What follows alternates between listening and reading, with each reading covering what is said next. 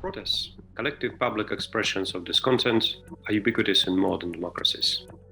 In autocratic regimes like Russia under Vladimir Putin, the costs of collective actions are high and opportunities are limited.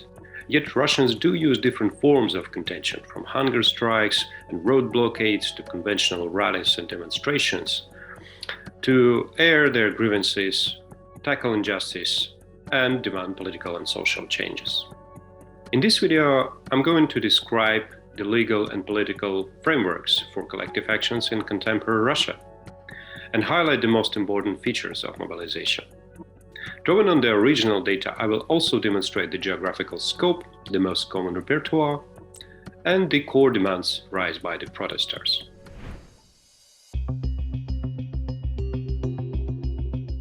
Citizens of the Russian Federation shall have the right to assemble peacefully, without weapons, hold rallies, meetings, and demonstrations, marches, and pickets, says Article 31 of the Russian Constitution. Yet Russian citizens face substantial burdens and liabilities when they attempt to organize public protest.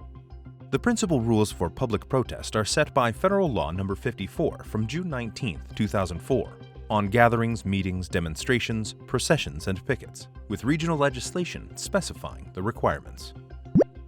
Over the years, more than a dozen amendments narrowed a legal space for organizing public protests. Among the key demands is the requirement to notify the municipal authorities about the date, place, topic, and organizational details of the public event, a practice often dubbed as soglасование, approval.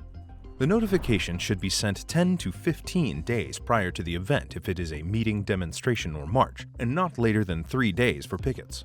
In practice, local authorities have multiple ways to deny the approval. For example, by stating that another organization, oftentimes government-affiliated, has already claimed the spot, or by suggesting an alternative place for a rally somewhere far from the city center.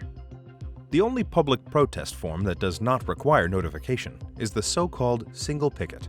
Typically, this is a one-person public action held near governmental buildings with a list of publicly visible demands. But even the single pickets have been increasingly policed, as Russian protesters tried to use this form of protest to avoid the burdens of notification and approval.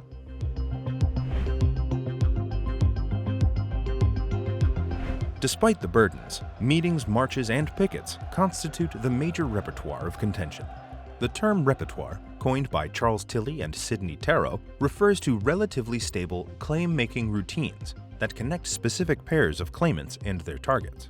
According to the Contentious Politics in Russia (CPR) dataset, in 2012 to 2016, meetings, pickets, and demonstrations constituted 55%, 7%, and 4% of the total events, respectively.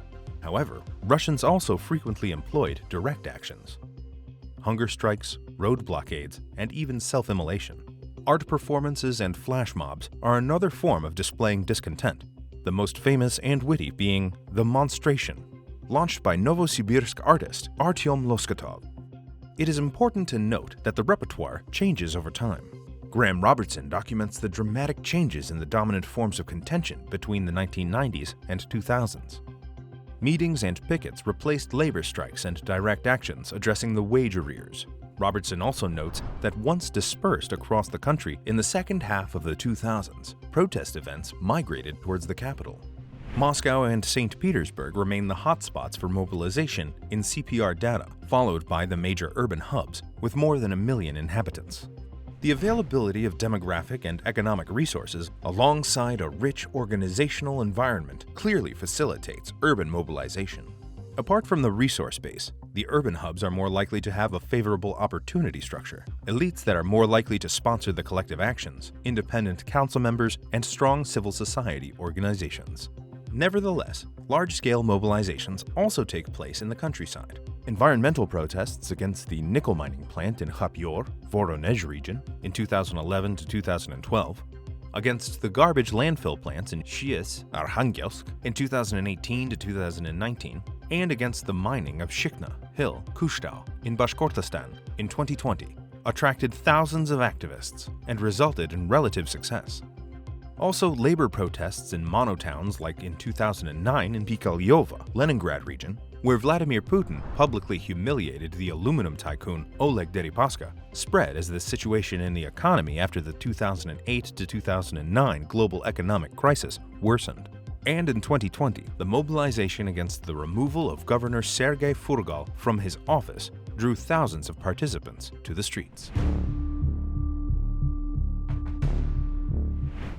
Overall, the CPR data show that between 2012 and 2016, among the core demands raised by the protesters were issues related to urban governance, economic policy, quality of public governance, social policy, electoral malpractices, and human rights.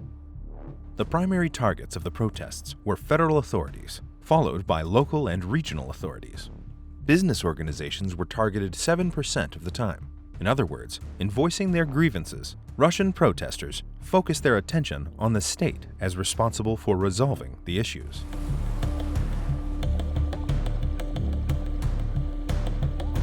A notable feature of contemporary mobilization in Russia is a relative lack of organizational support. For example, trade unions, the backbone of collective actions in the 1990s, account for only 15% of the total events in CPR data. Pyotr Bizyukov, a sociologist closely studying labor movements in Russia, also confirms the fading role of the official trade unions in labor protests. For example, official unions were instrumental in curbing the protest wave that followed reforms to the retirement age in 2018. While publicly opposing the reform, the Federation of the Independent Trade Unions did not invest much in collective actions against it.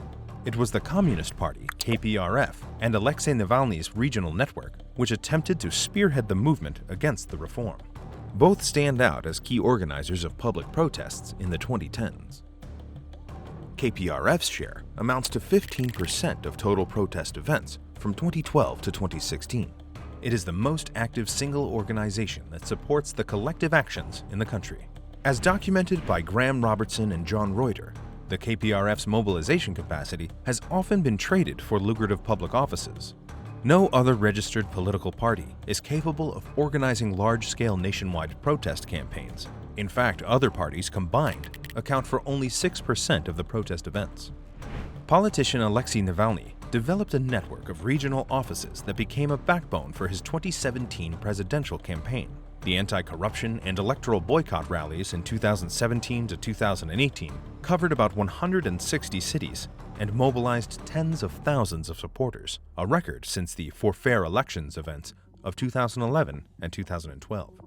However, it is local groups and individuals who remain primary organizers of the collective actions. Every 1 in 4 public protests is organized by them. These protests encompass hoodwinked house investors, local denizens defending their parks, squares, and backyards, or families demanding access to social infrastructure such as kindergartens, schools, and sport and cultural facilities. Unlike large-scale campaigns with broad claims, these public protests are mostly local, small-sized, and very specific. The persistence of such protests is indicative of both the Russian state's limits to improve the standards of living for ordinary citizens and the latter's unwillingness or lack of capacity to engage more systematically with the state and demand broader changes. In the last decade, Russians used a variety of protest tools to air their grievances and demand changes from the government. Some issues even sparked large-scale waves of contention, like 2011-2012 For Fair Elections campaign, anti-garbage mobilization of 2016-2018, or 2021 rallies supporting Alexei Navalny. Retrenching electoral authoritarian regime erected substantial barriers for collective actions by prosecuting leaders, activists, and rank-and-file protesters, launching propaganda campaigns against them, and disrupting coordination. These actions are designed to show the futility of collective actions. And many Russians seem to buy this argument, as they prefer what Daniel Lucia calls elite enabling means of political participation. Nevertheless, collective actions remain important and indispensable tool to raise their demands. And in many cases, they helped to stop the overt violations of law or make changes that otherwise could not be possible without mobilization.